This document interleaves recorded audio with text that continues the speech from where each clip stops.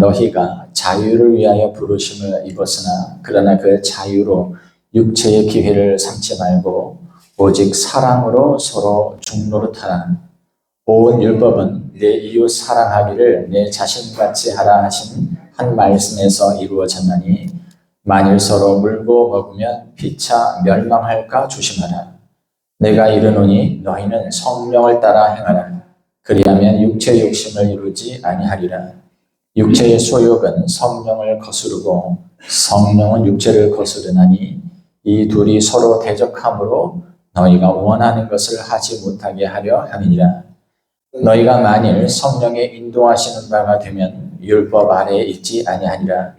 육체의 일은 분명하니 곧 음행과 더러운 것과 호색과 우상숭배와 주술과 원수 맺는 것과 분쟁과 시기와 분냄과 당지는 것과 분열함과 이단과 투기와 술취함과 방탕함과 또 그와 같은 것들이라.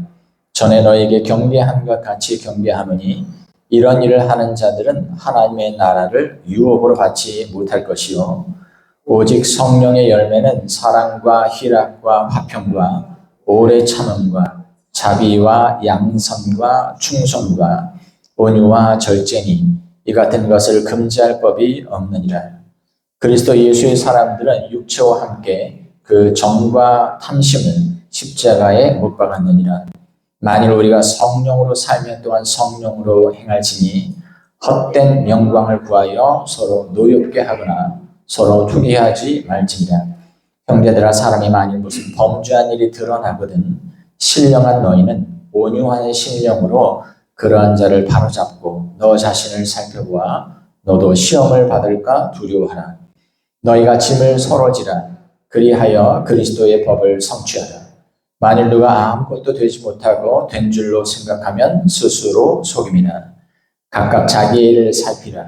그리하면 자랑할 것이 자기에게는 있어도 남에게는 있지 아니하리니 각각 자기의 짐을 질 것이라.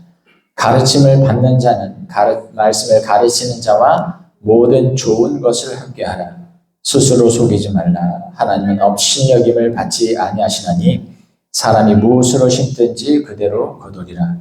자기의 육체를 위하여 심는 자는 육체로부터 썩어질 것을 거두고 성령을 위하여 심는 자는 성령으로부터 영생을 거두리라. 우리가 선을 행하되 낙심하지 말지니 포기하지 아니하면 때가 이름에 거두리라. 그러므로 우리는 기회 있는 대로 모든 이에게 착한 일을 하되 더욱 믿음의 가정들에게 할지니라. 아멘.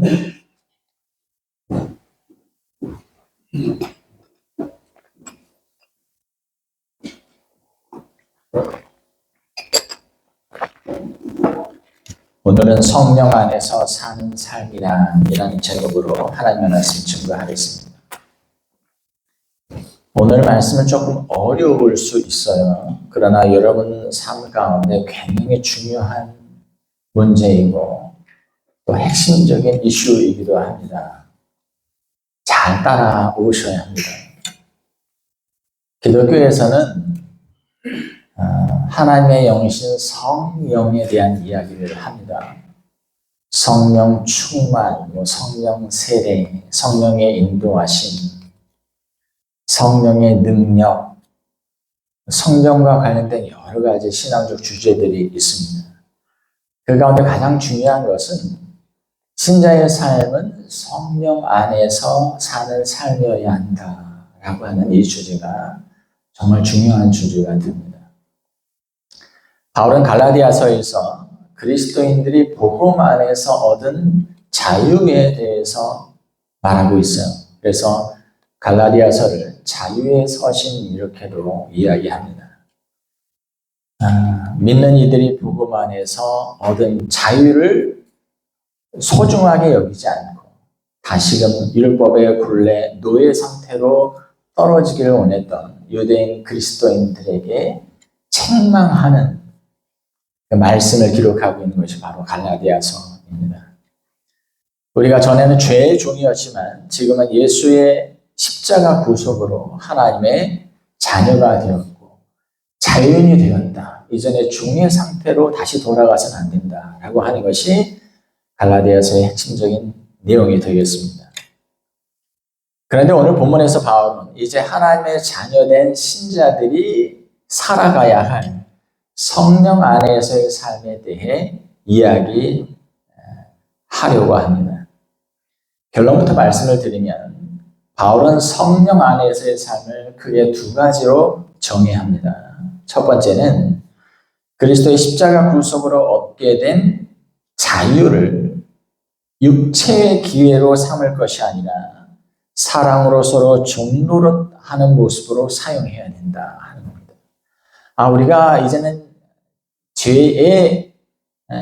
죄로부터 또 죄의 형벌로부터 자유하게 되었으니까 이제 구원은 따놓은 앙상이고 이제 우리가 이 세상에서 자유롭게 우리가 살고 싶은 대로 살면 되겠다 하면서 이기적인 그런 욕망을 추구하며 사는 그것이 그리스도인들의 삶이 되어서는 안 된다. 오히려 그 자유를 육체의 기회로 삼지 말고 자유롭게 서로 우리 주변에 주신 또 우리 곁에 주신 사람들에게 서로 종노릇하는 모습으로 이전에 우리가 노예 상태에 있었을 때는 자유가 없었죠.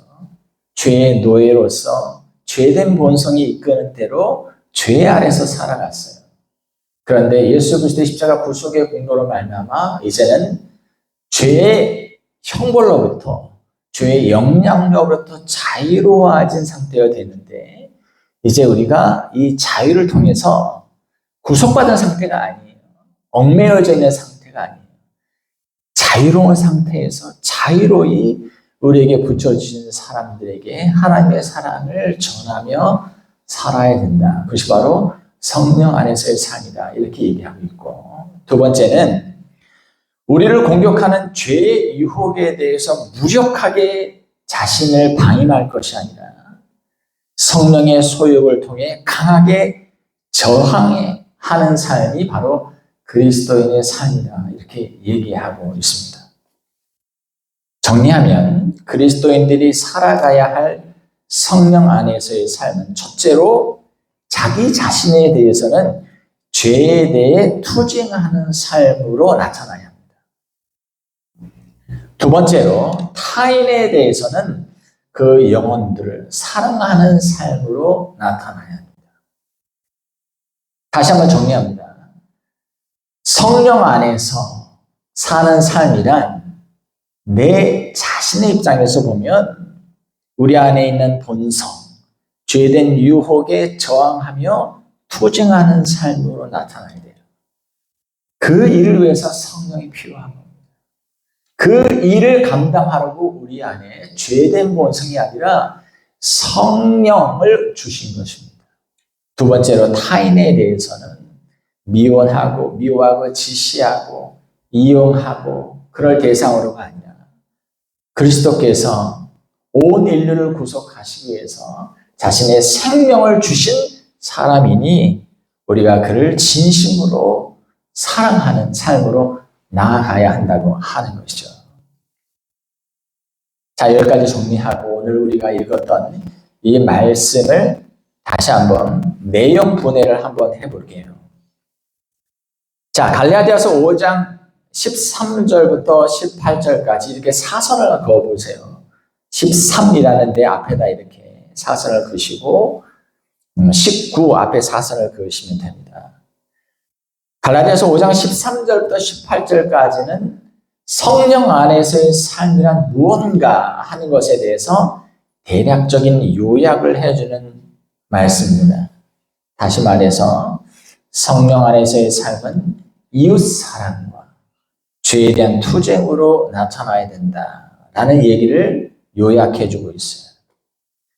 갈라디아서 5장 19절부터 24절까지는 죄에 대한 투쟁이라는 우리가 싸워야 할 싸움의 실상에 대해서 보다 구체적으로 설명합니다. 그리고 5장 25절부터 6장 10절까지는 이웃 사랑의 삶이 성도들의 삶 가운데서 어떻게 나타나야 하는지에 대해서 말하고 있습니다. 그런데 이 본문 안에서 우리에게 아주 익숙한 말씀이 나오죠. 5장 22절과 23절입니다. 제가 읽어볼게요. 오직 성령의 열매는 사랑과 희락과 화평과 오래 참음과 자비와 양선과 충성과 온유와 절제니 이 같은 것을 금지할 법이 없느니라. 이렇게 했어요. 근데 5장 22절부터 23절은 어느 문맥에 들어가 있습니까? 요전에 말씀을 드렸듯 5장 19절부터 24절 말씀에 들어가 있죠. 5장 19절부터 24절은 어떤 말씀이라고 그랬어요? 우리가 싸워야 할 죄에 대한, 죄된 본성에 대한 투쟁을 말하고 있다고 했죠.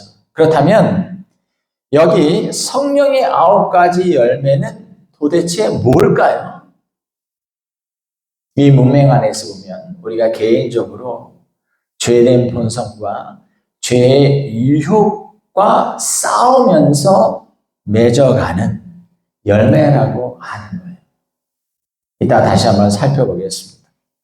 그럼 먼저 성령 안에서의 삶, 성령의 사람에게서 보여지는 삶의 모습 첫 번째, 죄에 대해, 죄된 본성에 대해 투쟁하는 삶에 대해서 한번 먼저 생각을 해보겠습니다.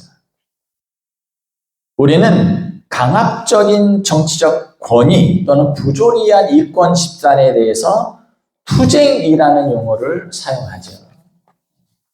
투쟁, 단결 투쟁. 저는 586 끝물입니다. 그런데 저는 이제 우리 세대는, 586 세대는 더 이상 정치에 대해서 감나라 배나라 할 것이 아니라 물러나야 된다 생각을 해요. 물론 민주화 세대이긴 했지만 정치 영역에 들어가서 우리가 보여줬던 모습은 굉장히 실망스러운 모습이었습니다. 더 이상 이제 정치는 이래야 된다, 저래야 된다 말할 것이 아니라 겸손하게 손과 마음을 가지고 물러서고 보다 젊은 세대, 합리적인 세대들에게 너희들이 이 세대를 또 이 나라를 잘 이끌어 보라고 권력을 위임해주고 조용히 뒤로 물러서야 할 시대라 생각을 합니다. 정치 집단이나 산업 현장의 시대들은 이 투쟁이라는 말을 잘 사용하죠. 그러나 여러분, 바울은 우리가 싸워야 할 진정한 투쟁의 대상은 외부에 있는 것이 아니라 우리 안에 도사리고 있다고 얘기하고 있는 것입니다. 갈라디아서 5장 19절부터 21절까지 말씀 한번 같이 읽어보겠습니다. 19절부터 21절 읽겠습니다. 시작. 육체의 일은 분명하니 곧 음행과 더러운 것과 후색과 우상숭배와 주술과 원수 맺는 것과 분쟁과 시기와 본냄과 당짓는 것과 분열함과 이단과 투기와 술 취함과 방탕과 또 그와 같은 것들이라. 전에 너에게 경계한 것 같이 경계하노니 이런 일을 하는 자들은 하나님의 나라를 유업으로 받지 못할 것이요. 이렇게 되어 있어요. 바울은 우리 육체, 우리의 죄된 본성이 보이는 여러 가지 악한 면모들에 대해서 얘기합니다. 여러분, 지금 바울은 딴 사람 얘기하는 게 아니에요. 나를 얘기하는 겁니다. 우리 자신 속에서 보여지는 죄된 모습들, 죄된 성향, 죄된 본성의 모습들을 이야기하고 있어요. 우리는 그것과 싸워야 합니다. 여러분, 우리가 우리 자신의 죄된 본성의 면모를 알지 못한다면 우리는 우리 자신을 죄 가운데 방임하며 죄의 유혹 가운데에서 하나님이 기뻐하지 않는 일을 필연적으로 살아가게 되겠습니다. 바울은 우리 안에 있는 것이 무엇인지를 분명하게 들여다보고 그것을 투쟁의 대상으로 삼으라고 이야기합니다. 음행, 더러운 방탕이라는 것이 있습니다. 성적 범죄의 범주를 말합니다. 우상숭배, 술수는 종교적인 혹은 신앙적인 범죄를 이야기하고 원수 맺음, 분쟁, 시기, 분냄, 분파, 분열, 질투 이런 것들은 인간관계 안에서 혹은 교회 공동체 안에서 파탄을 일으키는 죄를 이야기합니다. 술 취함과 방탕이라고 하는 것은 쾌락에 속한 죄의 범주입니다. 그런데 바울은 이런 죄악들이, 죄된 모습들이 우리 가운데 분명하다고, 이전의 개혁성경에서는 현저하다고 얘기해요. 우리 속에서 들끓고 있다고 하는 것이죠. 그렇습니다. 우리는 이러한 죄악된 모습들이 우리의 죄된 본성 안에서 활발하게 활동하고 있다는 것을 분명하게 알고 있어야 됩니다. 그런데 우리는 이러한 죄의 유혹들에 대해서, 죄된 본성의 모습에 대해서 어떻게 대처하고 있는가? 여러분, 이 모든 죄와 유혹들과 죄된 본성의 모습들이 하나님과의 소중한 그 관계, 그분의 은혜를 갉아먹고 있어요. 우리가 남모르게 은밀히 생각하고 있는, 은밀히 저지르고 있는 죄의 유혹들이 하나님과의 관계를 멀어지게 하고 있습니다. 영적인 활력을 잃어버리게 하고 있어요. 신앙생활의 기쁨을 잃어버리게 하고 있습니다. 다시 한번 말씀을 드려볼까요? 우리 안에 있는 것들이 뭡니까? 음행과 더러움과 방탕과 우상숭배와 술수, 원수매증, 분쟁, 시기, 분냄, 분파, 분열, 질투, 술취함과 방탕. 우리는 마음에 들지 않는 권위와 마음에 들지 않는 집단에 대해서는 강하게 저항하는 마음을 가지고 있어요. 하지만 끊임없이 우리를 괴롭히고 위협하는, 그리고 영적인 활력을 죽이는, 기쁨을 앗아가버리는 우리 내면의 죄된 본성과 유혹에 대해서는 지나치게 관대한 경향이 있다고 하는 것이죠. 어차피 우리는 죄인인데 다 이렇게 죄를 짓고 살지. 우리가 성인 문제는 아니고. 그러면서도 자신이 왜 삶의 의욕이 없게 무기력하고 영적인 활력을 잃어가는지에 대해서는 의아해야 합니다. 왜 이러지? 주님께서 제자들에게 하신 말씀조차도 우리는 너무도 자주 그것을 위로의 말씀으로 삼고는 합니다. 예수님께서 제자들에게 그렇게 말씀하시죠. 깨어 나를 위해서 좀 기도해달라 하셨지만 그들은 잠들고 예수님을 위해서 기도하지 못합니다. 자기 자신을 위해서 기도하지 못해요. 예수님이 그들을 보시고 이렇게 말씀하시죠. 마음에는 원이로되 육신이 약하도다. 여러분, 기도 중에 우리는 자주 이 문구를 되뇌입니다. 아버지, 제가 마음은 원이로되 육신이 약합니다. 하나님 나의 약한 거 아시지요? 이해해 주시는 거죠. 그러나 이 말씀은 예수님께서 제자들의 연약함을 위로하시기 위해서 하신 말씀이 아니에요. 바로 같은 절 안에서 한 구절이 더 첨부되어 있습니다.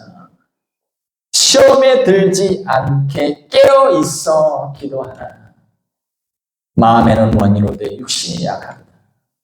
그래, 너희가 마음으로는 원하지만 육신이 약한 거 나도 알고 있다. 하지만 계속 그런 상태에 있어서는 시험에 금방금방 넘어지지 않겠니? 그러니 시험에 들지 않도록 깨어 있어 기도해야 하는 거야. 그 말씀이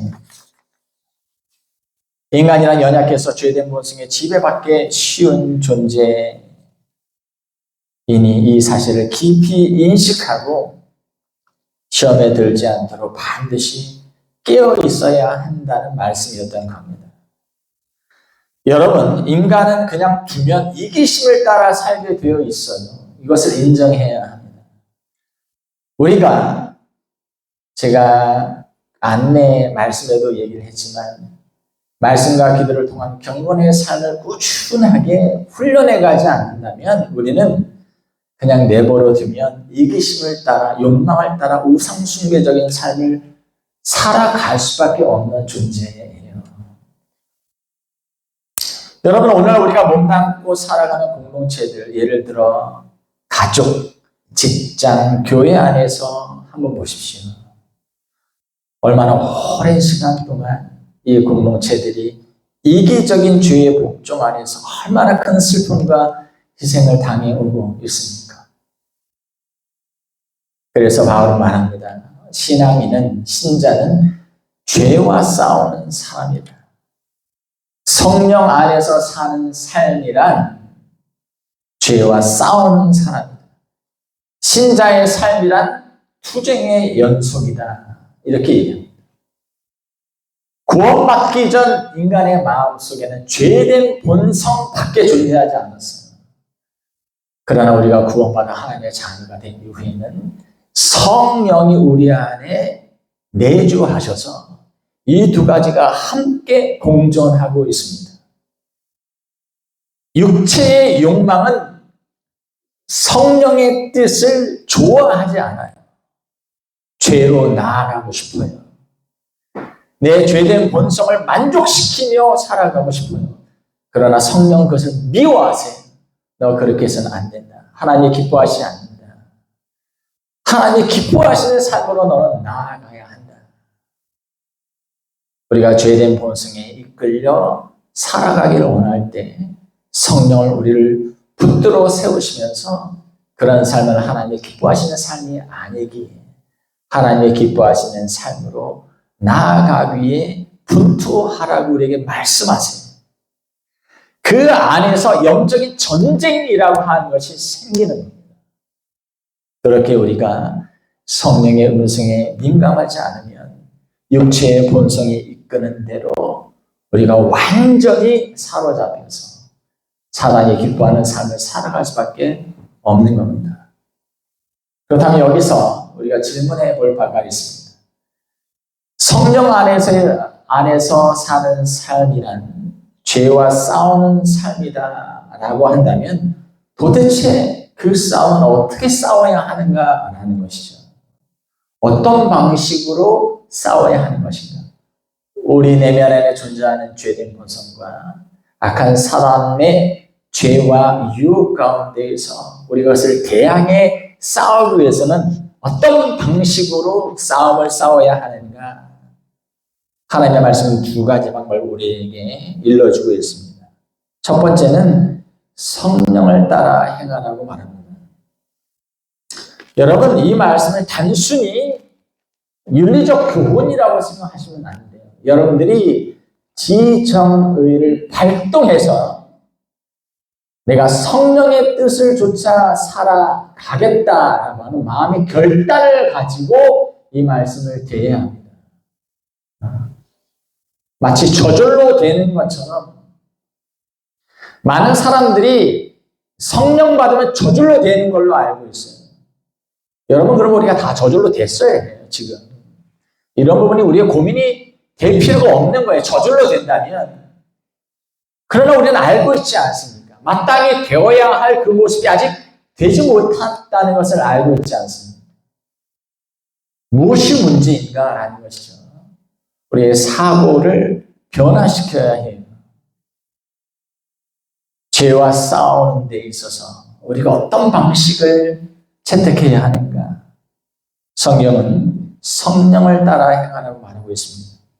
16절 말씀을 한번 보십시오. 내가 이르노니 너희는 성령을 따라 행하라. 그리하면 육체의 욕심을 이루지 아니하리라. 어떤 선택의 순간에 우리는 이런 상황에 직면하게 돼요. 우리의 육체, 우리의 인간적 본성은, 죄된 본성은 우리의 이기심을 충족시켜주는, 우리의 욕심과 욕망을 충족시켜야 한다는 음성을 우리에게 이야기합니다. 들려주는. 괜찮아. 살다 보면 이렇게 일탈이 필요할 수도 있어. 그런 감정을 느끼는 건 당연해. 그런 욕구를 느끼는 건 당연해. 인간의 자연스러운 본성에 속해 있고 자연스러운 욕망에 속해 있는 것들을 너무 이렇게 부정하려고 하지만 그것은 너답지 못한 거야. 우리가 솔직할 필요가 있어. 근데 성령은 어떻게 이야기하세요? 그것은 죄된 본성에 귀를 기울이는 거야. 하나님 그것을 기뻐하지 않으셔. 쳐다보지도 말고 생각도 하지 마. 하나님의 영이신 성령은 우리를 거듭나게 하시고 우리를 새롭게 하셨어요, 이미. 우리가 이전에는 사단의 종이었는데 이제 그리스도의 피로 말미암아 하나님의 자녀가 되었다면 어마어마한 변화가 우리 안에 일어난 건 아닙니까? 그러나 오직 우리는 아직 이 세상 사는 동안에는 죄된 본성 아래에 영향을 받으며 살고 있을 뿐입니다. 성령은 우리를 하나님의 자녀되게 하시고 하나님의 자녀로서의 새로운 본성을 우리에게 주셨어요. 이전에는 우리의 본성이 원하는 대로만 살 수 있을 뿐이었어요. 그러나 다른 본성이 우리에게 주입되었습니다. 이전에는 그런 죄를 지어도 아무런 꺼리낌이 없었어요. 그런데 이제는 마음에 거리낌을 느낍니다. 아, 이거 아닌데 왜 이렇게 마음이 이렇게 불편하지? 예수 믿은 지 몇 년 안 된 어떤 분이 목사님 예수 믿으니까 너무 불편해요. 그렇게 얘기해요. 이분 아주 솔직한 거죠. 전에는 이렇게 해도 아무런 거리낌이 없었다는 거예요. 그런데 교회를 다니기 시작하니까 너무 마음이 불편하다는 거죠. 때로는 내가 예수 믿는 것이 잘못된 거 아닌가. 예전의 삶이 더 편했다. 이런 생각이 들더라는 것이죠. 솔직한 겁니다. 왜냐하면 우리 안에 새로운 본성, 성령이 들어와 계시기 때문에 갈등하는 거예요. 그런데 아무리 갈등해도 성령은 육체의 본성, 죄된 본성, 죄된 욕망을 이길 수 없어. 그렇지 않습니다. 우리의 생각을 바꿔야 돼요. 우리는 절대 이길 수 없어. 우리는 죄인이기 때문에 죄의 영향력 아래 살아갈 수밖에 없어. 그런 생각은 틀린 겁니다. 우리는 저항할 수 있는 능력을 가지고 있어요. 성령의 소욕이 우리 안에 들어와 있어요. 그래서 서로 싸우고 있는 겁니다. 그런데 우리가 그 성령의 소욕에, 성령의 뜻에 우리가 순종할 때 육체의 본성의 욕구들을 이길 수가 있는 거예요. 물론 100%는 아닙니다. 그러나 이전처럼 매번 넘어지는 그런 식의 삶으로 나아가지는 않게 돼요. 바로 그렇게 우리 안에 내주하시는 성령의 지배에 따라서 그 뜻에 순종하며 행하는 삶이 바로 우리가 싸워야 할 투쟁의 방법입니다. 여러분, 저는 투쟁이라는 말을 사용했어요. 저절로 되는 게 아니라는 거예요. 여러분들이 싸워야 하는 겁니다. 어느 정도까지? 피 흘리기까지 싸워야 하는 거예요. 몇 번 해보다가 안 돼. 원래부터 안 되는 거야, 그거는. 인간이 어떻게 성화돼? 그런 식으로 가르치는 목사님들도 있더라고요. 김성수 목사님 설교를 좋아하는 분들이 있으니까 그분은 그런 식으로 얘기해요. 인간이 어떻게 성화가 가능해? 그것은 성경적이지 못합니다. 그러면 로마서 12장 이하의 부분 찢어버려야 돼요. 에베소 4장 이하의 말씀을 찢어버려야 돼요. 인간은 구원받았어도 죄된 보상에 따라 살 수밖에 없어. 성화는 무슨 성화야? 하나님의 자녀다운 삶, 그리스도를 본받는 삶, 그것은 아예 불가능해. 내가 그런 존재니까 그냥 예수님이 필요하다, 당신이 필요하군요. 그것이 인간의 삶이지 무슨 하나님의 자녀다운 삶 이런 것들은 아예 되지도 않고 그래서 율법적인 삶이야. 그것은 성경적이지 않습니다. 많은 분들이 거기에 영향을 받아서 자신이 변화되지 못한 삶이 당연한 것처럼 생각해요. 당연하지 않습니다. 바울은 분명히 이야기하고 있어요. 내가 이런 너희는 성령을 따라 행하라. 그래야 육체 육신을 이루지 아니하리라. 그럼 어떻게 해야 될까요? 여러분, 이런 분들이 있어요. 그분의 설교에 영향을 받은 분들은 이런 식으로 얘기해요. 집사님, 기도하고 싶지 않을 때는 어떻게 하세요? 그럼 그분들 뭐라고 얘기할 것 같으세요? 기도하는 마음이 들 때까지 기다리지요. 이렇게 얘기해요. 기도하는 마음이 들지 않는데 내가 기도하기 위해서 애쓰는 건 공로라는 거예요. 노력이라는 거지.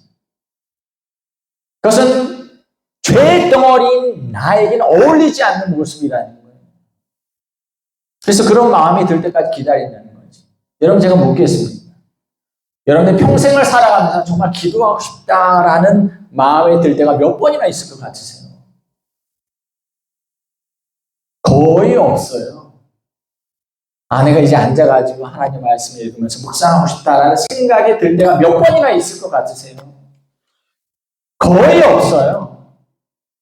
그럼 우리가 기도하려면 말씀을 읽으려면 어떻게 해야 돼요? 마음으로는 싫어요. 하지만 안 듣는 거죠. 그리고 기도하는 거죠.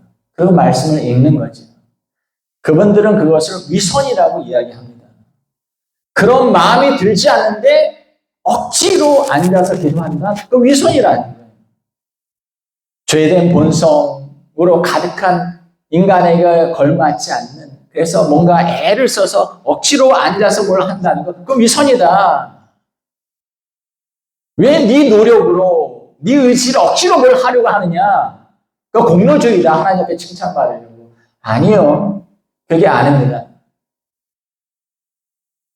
여러분, 기도하고 싶지 않아서 기도 안 하고 있을 때 우리 안에 있는 죄된 본성은 어떻게 얘기할까요? 아이, 잘한다. 억지로 하는 건 그건 기도가 아니야. 기도하고 싶은 마음이 들지 않는데 무슨 기도야. 그냥 그런 마음이 들 때까지 조금 쉬어. 괜찮아. 성령은 어떻게 얘기하실까요? 인간이 살아가면서 몇 번이나 기도할 마음이 들겠니?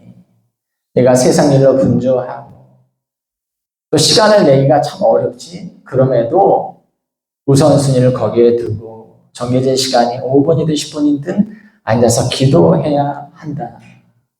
물론 매번 은혜가 위로부터 나리는 것은 아니겠지. 하지만 그런 기도의 시간들을 계속 꾸준히 가질 때 하나님께서 너에게 은혜 베풀어 주신 것을 너무 경험하게 될 거야. 내 마음을 원하지 않아요. 죄된 모습은 싫어요. 하지만 성령은 뭐라고 말씀하세요? 앉아라.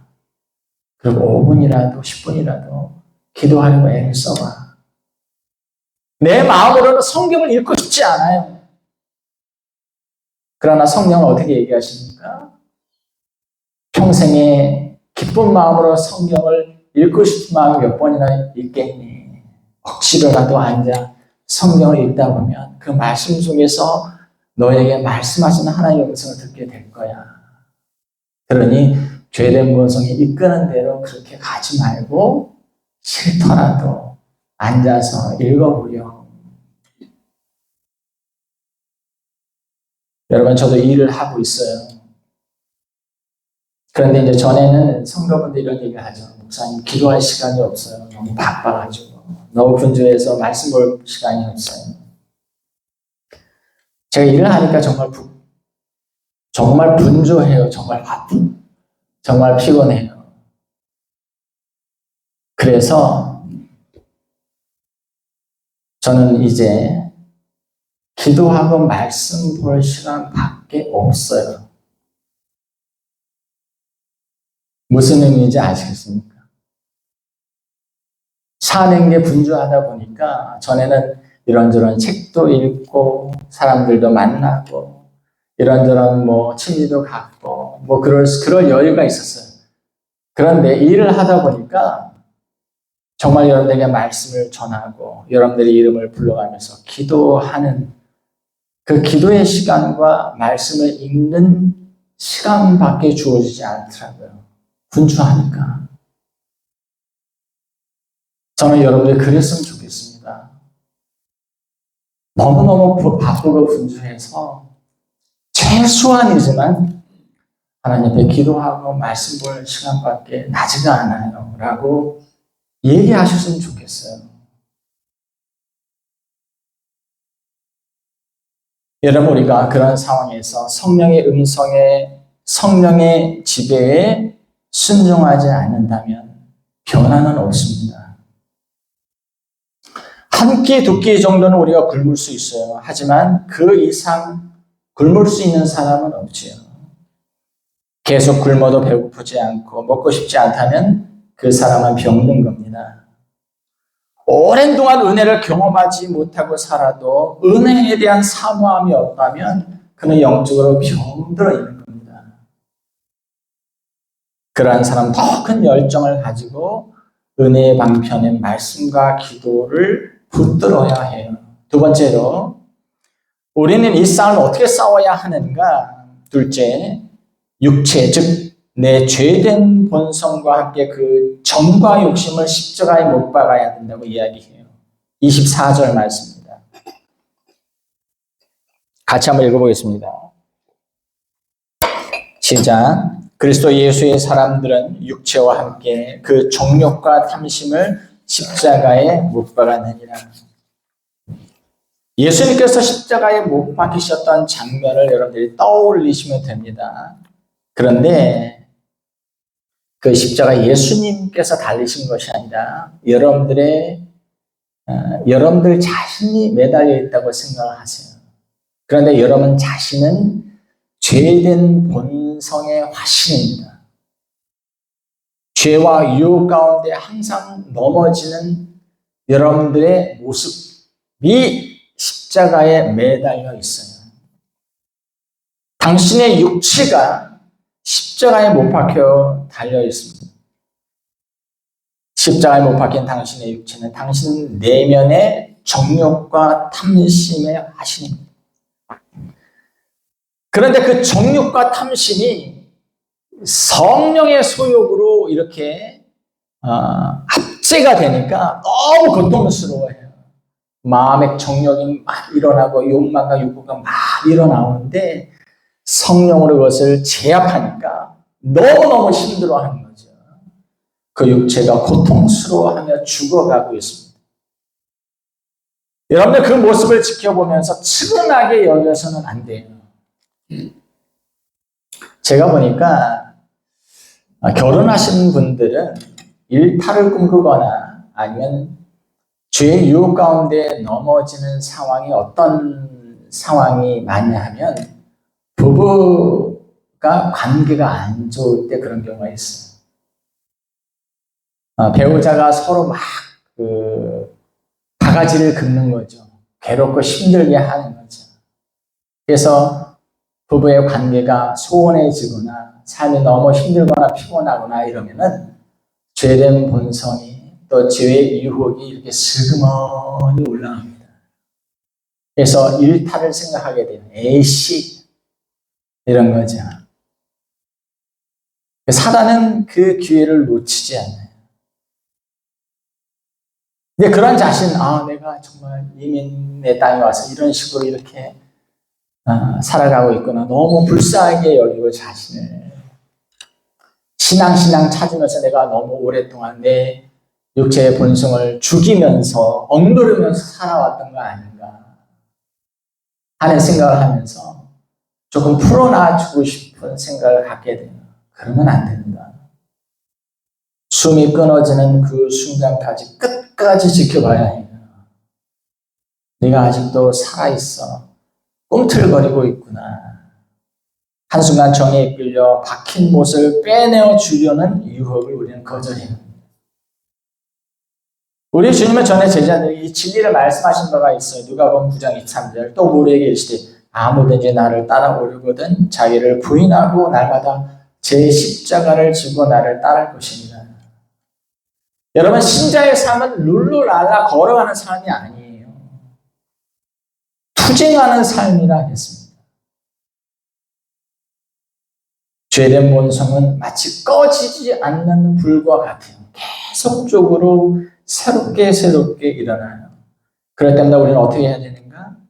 자신을 부인하고 날마다 자기 십자가를 지고 예수를 따라야 된다 이렇게 얘기합니다.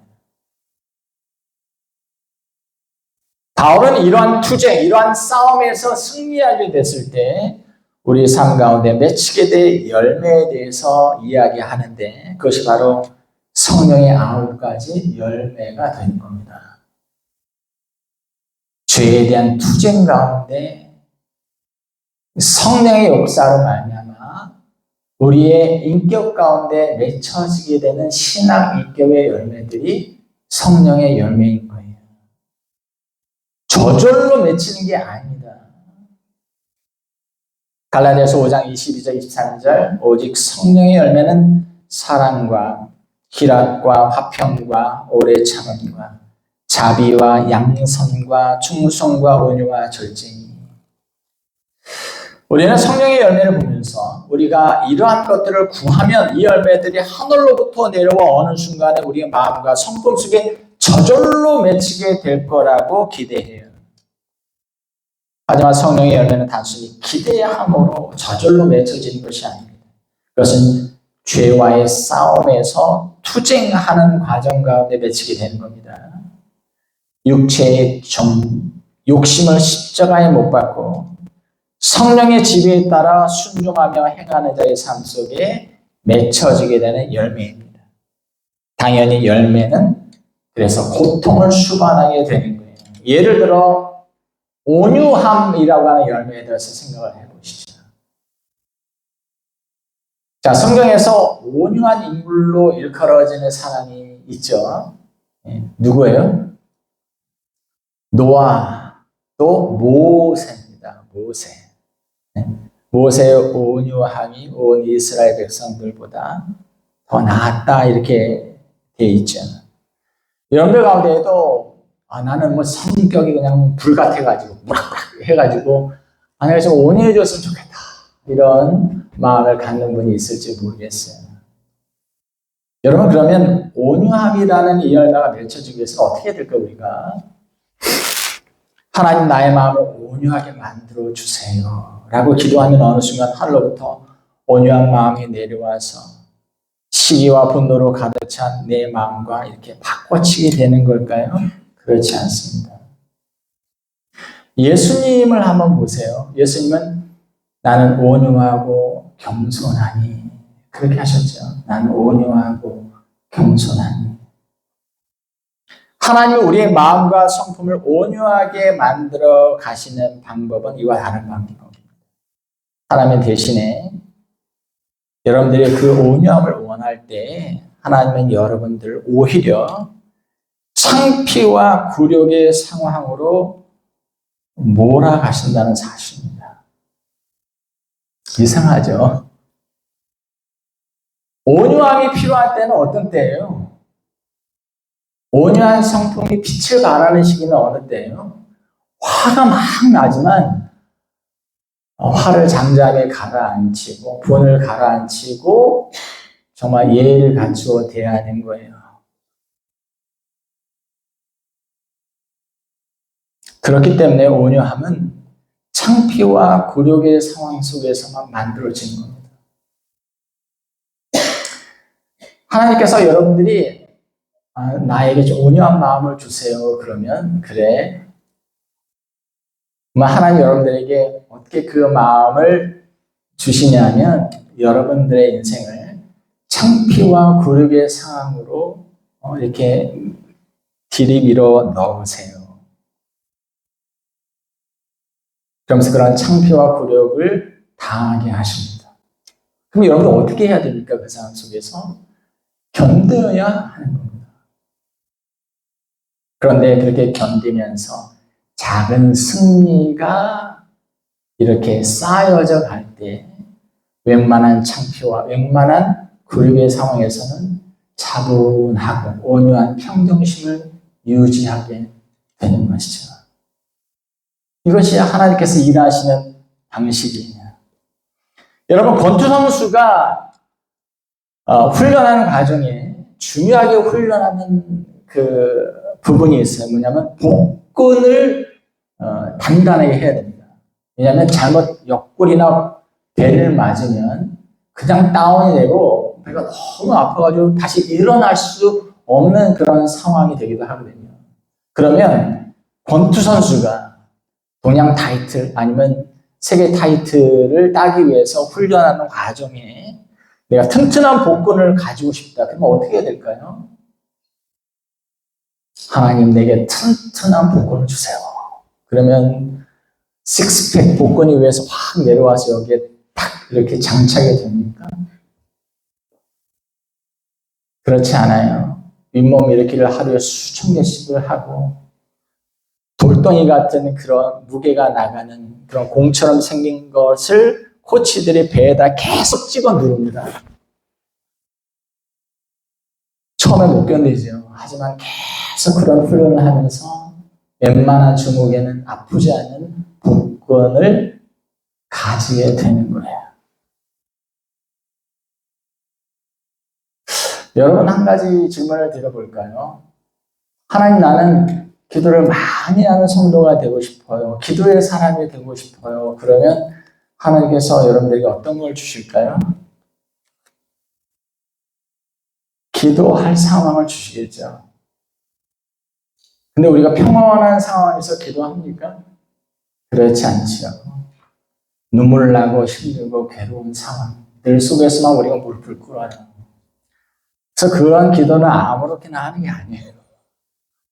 나 기도 많이 하는 기도의 사람이 되고 싶어요.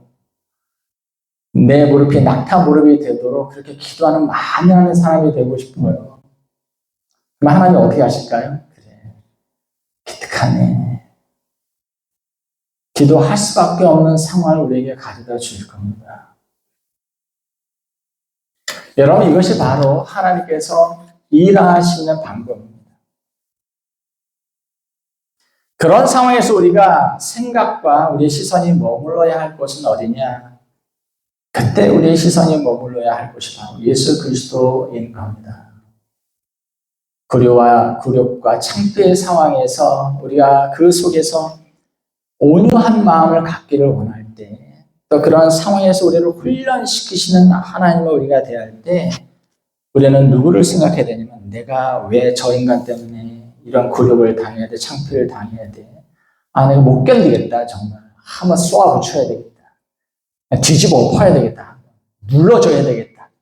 그것이 아니라 그리스도께서 보여준 모습 속에 우리의 시선이 가 있어야 하는 것이죠. 이 상황에서 성령께서 내가 어떻게 대처하기를 원하시는가? 우리의 주님은 그런 상황에서 어떤 모습을 보여주셨는가? 그래서 사도 베드로는 이렇게 얘기합니다. 베드로전서 2장 20절 21절. 그러나 선을 행함으로 고난을 받고 참으면 이는 하나님 앞에 아름다움이라. 이를 위하여 너희가 부르심을 받았으니 그리스도도 너희를 위하여 고난을 받으사 너희에게 본을 끼쳐 그 자취를 따라오게 하여 하셨느니라. 성령의 소욕을 쫓아 굴욕과 창피를 감내하면서 내 힘이 아니죠. 내 힘이 아니. 내 본성은 그런 능력이 없어요. 그때 여러분들이 생각해야 할 것은 내가 여기서 참는 것이, 인내하는 것이 성령께서 원하시고 하나님께서 원하시는 바야. 라는 생각을 가지시면서 내가 이렇게 하는 것이 하나님 기쁘시게 하는 일이야 라는 생각을 하면서 여러분들의 마음의 시선은 그리스도께 가 있어야 돼요. 주께서는 나와 같은 이 상황에 처해지셨을 때 어떤 모습으로 이것을 감내하셨는가를 바라봐야 합니다.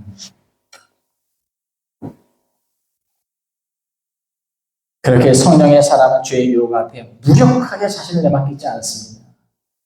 인간은 원래 죄인인데 당연한 거야. 아닙니다. 성령의 사람은 실패할지라도 피 흘리기까지 싸우는 사람. 사도 바울은 육체의 소욕에 자신을 방임하여 사는 사람들, 그 속에서 계속 머물려고 하는 사람들은 하나님의 나라를 유업으로 받지 못할 것이라고 말하고 있습니다. 이 말씀은 청교도 목회자 존 오웬이 말했던 것처럼 죄 안에 계속 있는 것과 영원한 멸망 사이에는 깊은 영광이 있다는 말과도 통하는 말씀인 것입니다. 두 번째로 성령 안에서의 삶이란 어떤 삶인가? 타인에 대해서는 이웃을 사랑하는 삶을 사는 사람입니다. 갈라디아서 5장 13절, 14절 말씀을 보면 이렇게 되어 있죠. 형제들아, 너희가 자유를 위하여 부르심을 입었으나 그러나 그 자유로 육체의 기회를 삼지 말고 오직 사랑으로 서로 중노릇하라. 온 율법은 내 이웃 사랑하기를 내 자신같이 하라 하신 말씀에서 이루어졌나니. 여러분, 그렇게 성령의 성령의 사람은 예언하는 사람이 아닙니다. 성령의 사람은 방언하는 사람이 아니에요. 성령의 사람은 능력해가는 사람이 아닙니다. 성령의 사람은 현란한 기도를 구사하는 사람이 아니에요.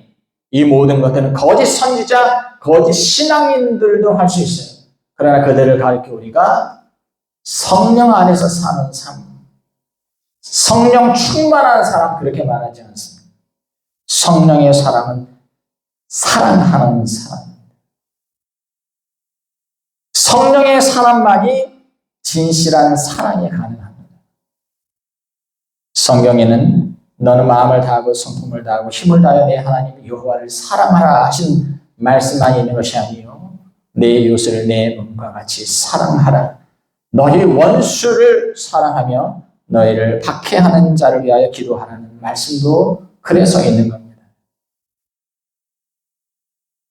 그리고 우리 주님은 내가 너희를 사랑한 것 같이 너희도 서로 사랑하라는 말씀을 자신을 따르는 모든 하나님의 백성들에게 새로운 계명으로 주셨다는 사실도 기억해야 합니다. 성령의 사랑은 우리에게 붙여주신 사람들, 이웃들을 사랑하는 사랑입니다. 그러나 우리 자신을 보면 누군가를 사랑한다고 하는 측면에서는 너무나도 소극적이고 누군가를 미워한다고 하는 측면에서는 상당히 적극적이라는 것을 알게 됩니다. 그러면 실제적으로 적용을 한번 해보겠습니다. 우리의 이웃들을 어떻게 사랑할 수 있을까? 사랑으로 나아가는 첩경이 뭐가 있을까? 제 생각에는 다른 사람의 처지를 깊이 공감할 수 있을 때 사랑으로 나아갈 수 있으리라 생각합니다. 공감이 안 되면 이해하고 용납하기가 어렵고 사랑하기도 어렵습니다. 신앙 인격이 성숙해 간다고 하는 것은 어쩌면 신앙 안에서 공감할 수 있는 능력이 커가는 것이라고도 볼 수 있습니다. 그런데 우리 안에는 타인에 대한 공감을 방해하는 요소가 있어요. 그것은 바로 판단하고 정죄하는 마음이에요.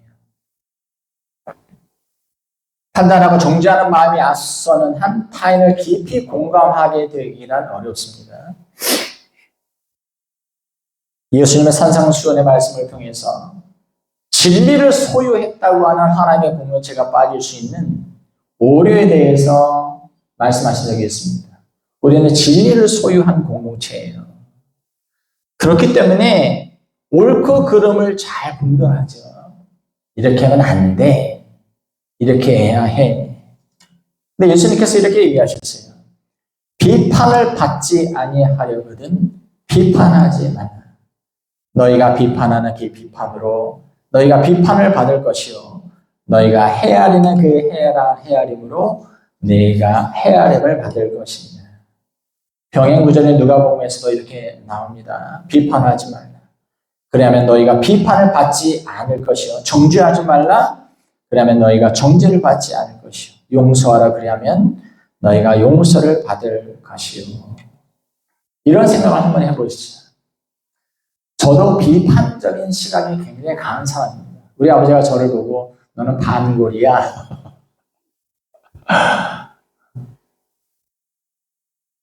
그런데 한번 저 자신을 놓고 생각을 해보시죠. 이 사람 저 사람을 비판과 판단의 자체로 막 이렇게 이 사람 뭐가 틀렸고 저 사람 뭐가 잘못됐고 그런 생각을 가지고 있는 제가 내가 하나님 앞에 섰을 때에도 나라는 존재가 하나님 앞에서도 내가 다른 사람을 정확하게 칼날같이 비판하고 정죄한 것처럼 하나님께서도 나에게 그렇게 판단하고 정죄해 주시기를 내가 기대하겠습니까? 그건 안 될 거죠. 우리는 하나님 앞에서 내가 잘못한 게 많이 있지만 내 죄를 그냥 못 본 채 해주시고 내게 은혜를 베풀어 주세요라고 할 겁니다. 바울도 그리스도의 가르침을 딱 이렇게 말합니다. 로마서 14장 10절 네가 어찌하여 내 형제를 비판하느냐 어찌하여 내 형제를 업신여기느냐 우리가 다 하나님의 심판대 앞에 서리라. 그럼 우리가 주로 하나님 앞에 가게 되면 하나님 옆에 앉아서 세상에서 올라온 죽은 영혼들에 대해서 하나님 쟤는 뭐가 잘못됐고 쟤는 뭐가 잘못됐고 쟤는 저걸 잘못하고 쟤는 저런 게 형편없어요 라고 하나님 옆에 앉아서 예수님의 옆에 앉아서 심판장 노릇을 할까요? 아니 그렇지 않습니다.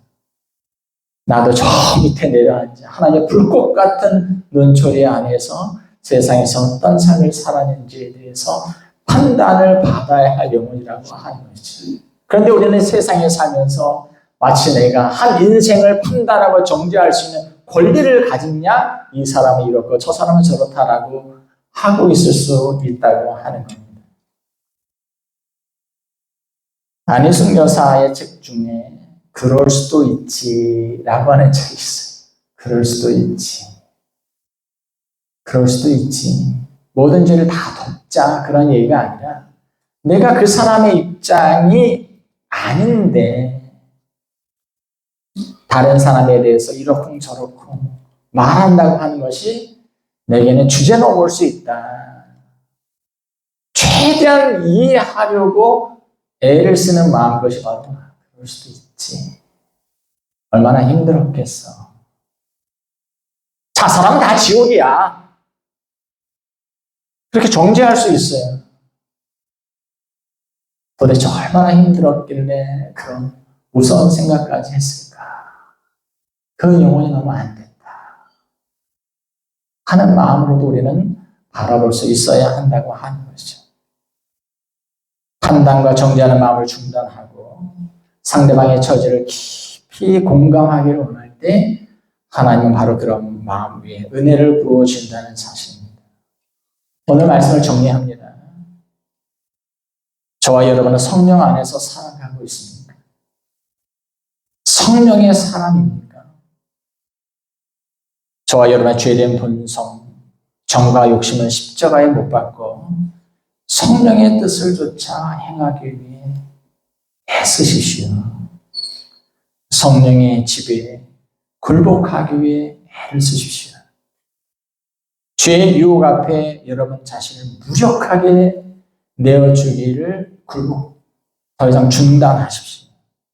대신 피 흘리기까지 싸우시기 바랍니다. 우리에게 주신 이웃들을 사랑하고 나와 여러분도 실은 사랑받을 구석이 없는 사람이었다는 사실을 기억해야 할 것입니다. 바라기는 성령의 지배 아래 죄에 대해서는 투쟁하고 우리에게 붙여주신 이웃들에 대해서는 그리스도의 사랑으로 사랑하는 삶을 살아가는 저와 여러분 되기를 그리스도의 이름으로 축원합니다. 기도하겠습니다. 하나님 아버지, 여러분 여전히 우리 속에는 죄된 본성과 유혹과 욕망이 또아리를 들고 자리 잡고 있습니다. 때로 우리의 삶을 은혜가 없는 저 구렁텅이에 쳐놓은 것 같은 그런 상황을 맞닥뜨리기도 하고 은혜의 상황 저버리고 영적인 활력을 잃어버린 채 너무도 오랫동안 뜨뜻미지근한 신앙을 이어갈 때도 많이 있습니다. 하나님의 우리가 굴복하지 아니하도록 믿음을 허락하여 주시옵소서. 우리 안에 계신 성령의 음성에 귀를 기울이고 주의 영이 기뻐하지 않는 일에 대해서는 나도 철저하게 노라고 말할 수 있는 믿음의 용기를 우리에게 주시기를 원합니다. 힘들고 어려운 길이겠지만 우리 안에서 성령의 열매, 신앙 인격의 열매가 맺혀져 가기를 소원합니다. 우리가 온유한 마음을 원할 때 때로 우리의 삶에 굴욕과 창피의 상황이 벌어진다 할지라도 우리 안에 계신 성령께서 기뻐하시고 앞서가신 주님께서 십자가의 굴욕을 참으시며 말없이 보여주셨던 그 모습을 기억함으로 연약한 우리 자신도 그 모습을 바라보며 끝까지 걸어갈 수 있도록 도와주시옵소서. 사랑에는 두려움이 없다 했습니다. 최대한 이해하려고 하게 도와주시고 공감할 수 있게 하시고 그럴 수도 있지라는 생각으로 끌어안을 수 있게 하여 주시고 주의 무릎 앞에 우리가 무릎을 꿇고 머리를 조아릴 때 하나님의 긍휼을 덧입는 긍휼을 입은 영혼들 되도록 주 우리에게 복을 내려 주시옵소서. 예수님의 이름으로 기도하옵나이다. 아멘.